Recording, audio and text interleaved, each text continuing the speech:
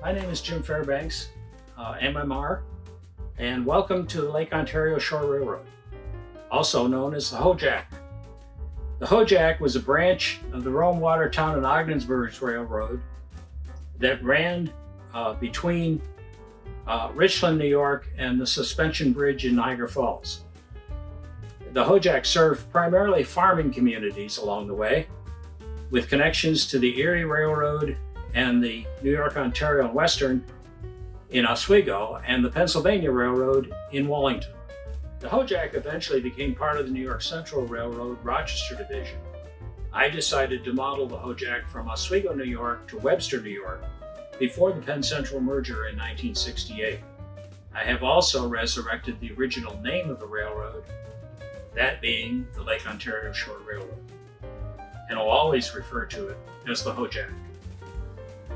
As to the railroad, the Hojack is a 140-foot around-the-wall HO scale switching layout with 3 staging yards, 10 switching areas, and interchanges with the railroads that I mentioned above, and is over 75% scenic. The railroad uses NCE and with Wi-Fi and plug-in throttles, and operates car cards, train orders, and timetable operation. As to operation, there are about 10 jobs opportunities available. The 3 yard masters jobs, Webster, Sodus, and West Yard in Oswego, 2 engineers for the New York Central through jobs, 2 engineers for the East and West End locals, 1 to handle the Erie jobs, 1 to run the passenger trains, which run in series throughout the day, and a dispatcher's position, which can be optional. There are also 4 local turns that are not included in the 10 jobs mentioned. They're short jobs that can be run by the dispatcher or anyone else that's hanging around. Now, I'd like to have an opportunity to show you some of my railroad. First step along the way is staging yards.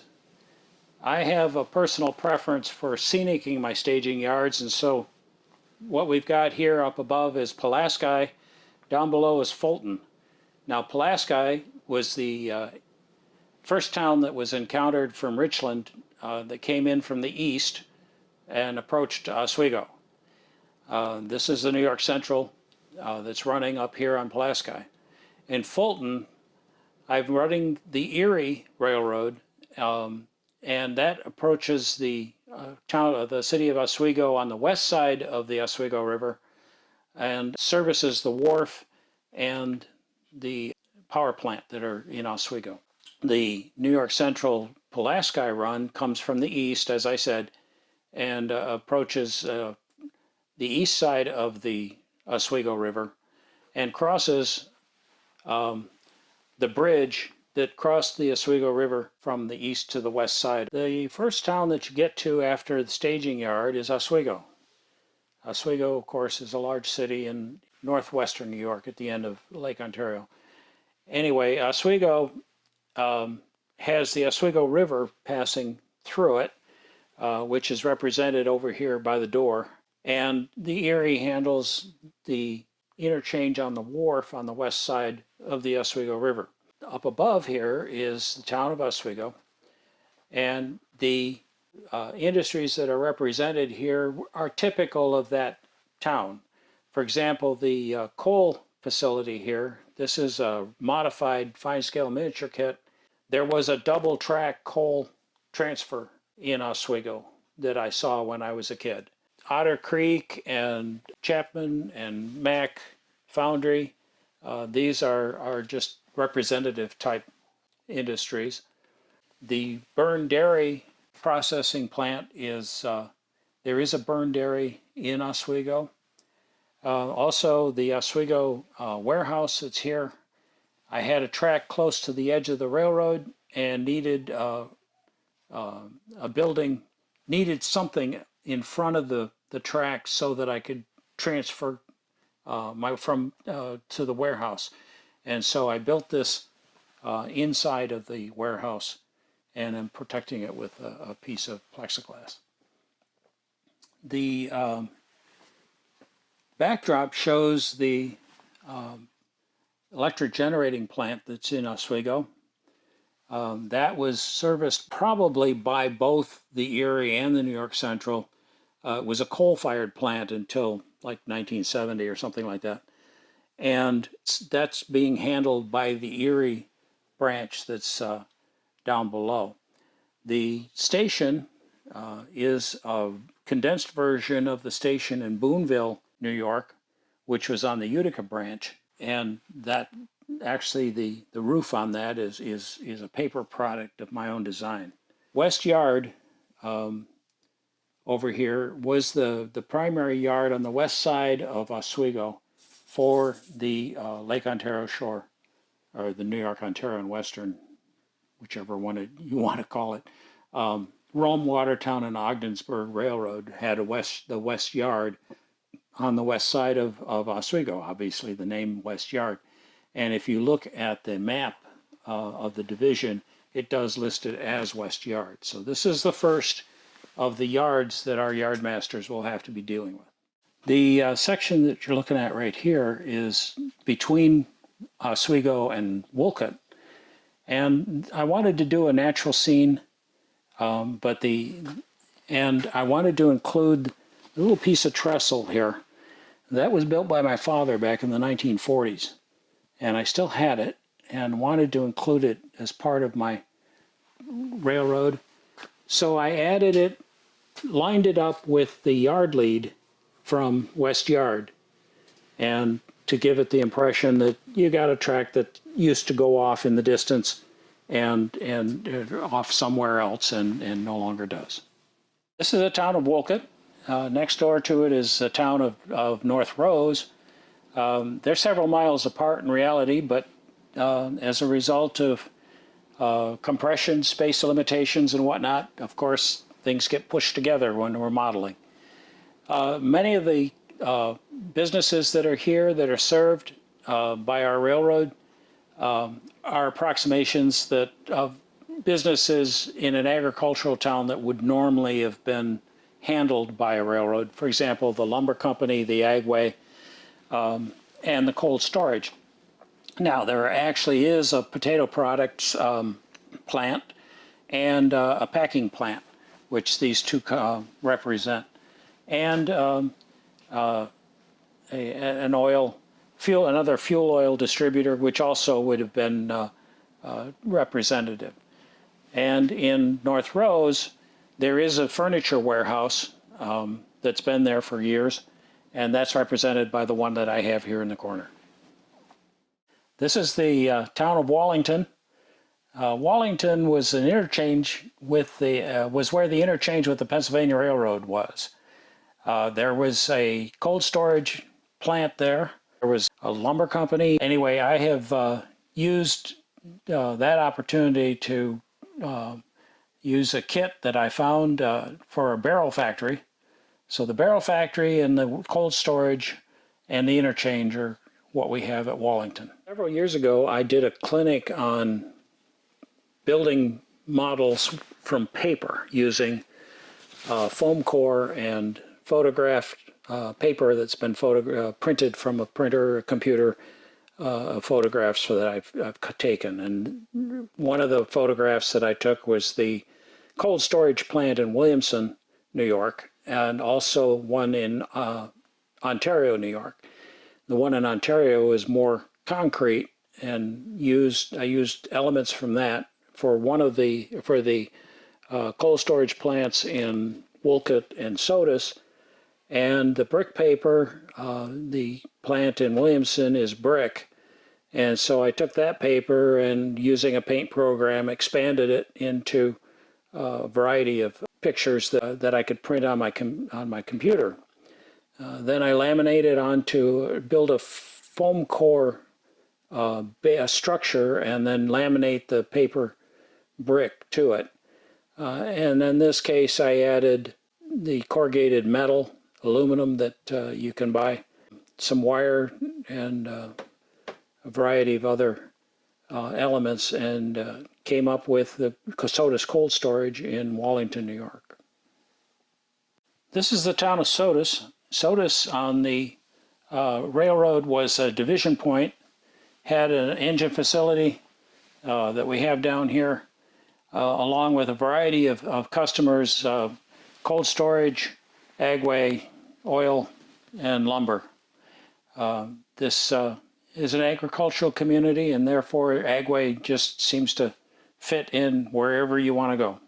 Another aspect of Sodus is in operations. Sodus is the midpoint on the railroad. The east end local turns around here, the west end local turns around here, and the Sodus yard operator also handles the interchange with the Pennsylvania Railroad. The next town in our railroad is East Williamson. East Williamson used to be known as Pickleville because that was where they made a lot of pickles, I guess. Anyway, in the 60s, soybeans became a crop that was being introduced, if it hadn't already been. I don't know the exact history of it. But I made my soybean field using pipe cleaners and Woodland Scenic Fine turf. Take the pipe cleaner and spray it with a 3M adhesive, and then sprinkle it with the turf, and was able to plant it then into holes and rows along in the field. The next thing that we run into is Verdal Coal. Verdal Coal building is a scratch-built building based on an actual building that was in East Williamson until just a few years ago when they tore it down. Next in line is Plashy Lumber, again a company that had been in East Williamson for many, many years, and they had a warehouse and facility on that side of the tracks. I added the commercial front because they do have had a different building for the commercial part of the company. And last is Seneca Foods. Seneca Foods plant is still there. Seneca Foods produces their cans and does other kinds of agricultural production. And Seneca Foods, interestingly enough, is on the edge of the layout, another building that I had a siding for, but didn't really have room to put a building in. So I built the inside of the building to hang off the edge and covered it with a piece of plexiglass. Threw a couple of extra elements in, like tanks that are being used for food processing, and there's a forklift in there that's moving stuff around. A variety of things that are being stored, and of course open doors to the loading platform. The next town in our town survey is Williamson. The primary industry in Williamson is apples and other fruit, and one of the biggest plants that has been in operation in Williamson for many, many years is Mott's Applesauce. The Mott's plant received trainloads of a variety of things, probably packaging and things like that. They got their fruit from the farmers locally and processed them there. Next to the plant is an apple orchard, representative of the orchards that we have in Williamson. And above the orchard is a steerman doing crop dusting. A friend of mine that I knew from my youth actually owned a steerman and did crop dusting, and I wanted to represent that. This is the town of Williamson. As you notice, it's not scenic. I've been working on buildings for it. For example, this one building here is the Agway, and that actually is a reproduction of the Agway building that is in Williamson at this time. That building, it's no longer an Agway, but it was in 1960 when I was growing up.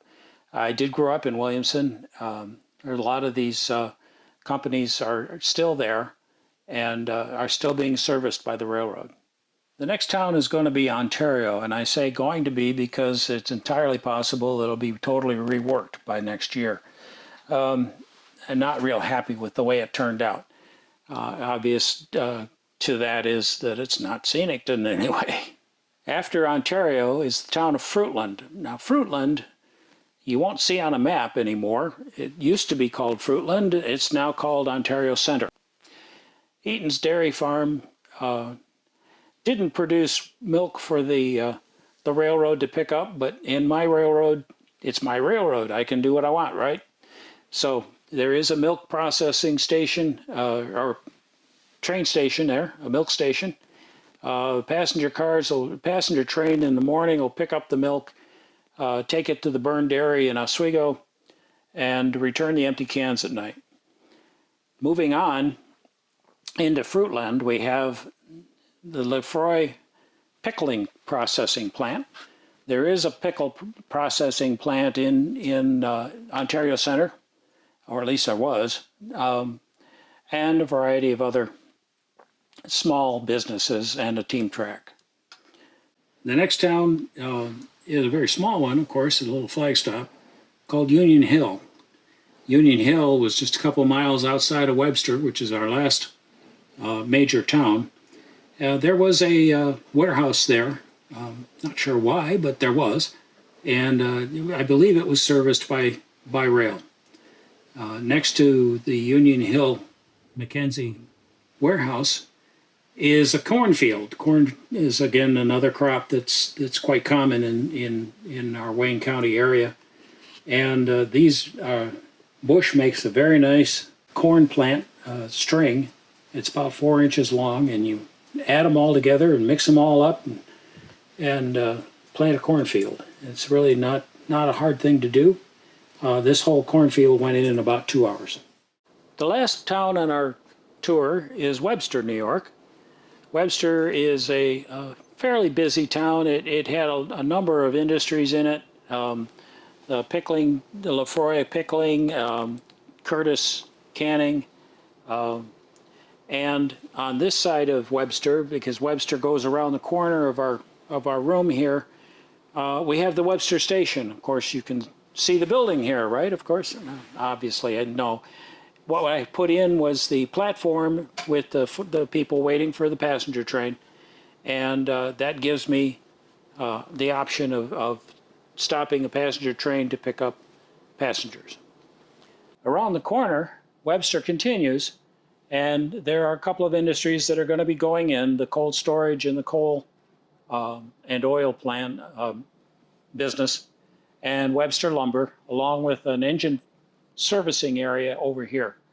The last business that's in Webster is the Agway. The Webster Agway, the model is a kit. The front half is a kit with a scratch-built section on the back. It's serviced by the railroad and by trucking. Next in line is a residential area. This house was one that I modeled that was up in Philadelphia, New York. And I modeled it. Actually, it's one of my first scratch-built models from about the 1960s. And the family you can see out in the possibly you can see it out in the driveway or waiting for the school bus to arrive. That just indicates to us that it's September or October, which is the time period that I'm representing.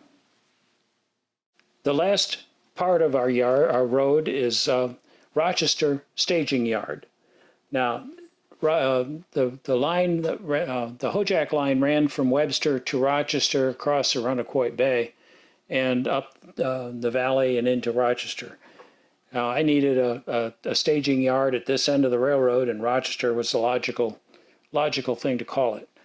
Anyway, it's a 5-track staging yard and can hold about 30 cars.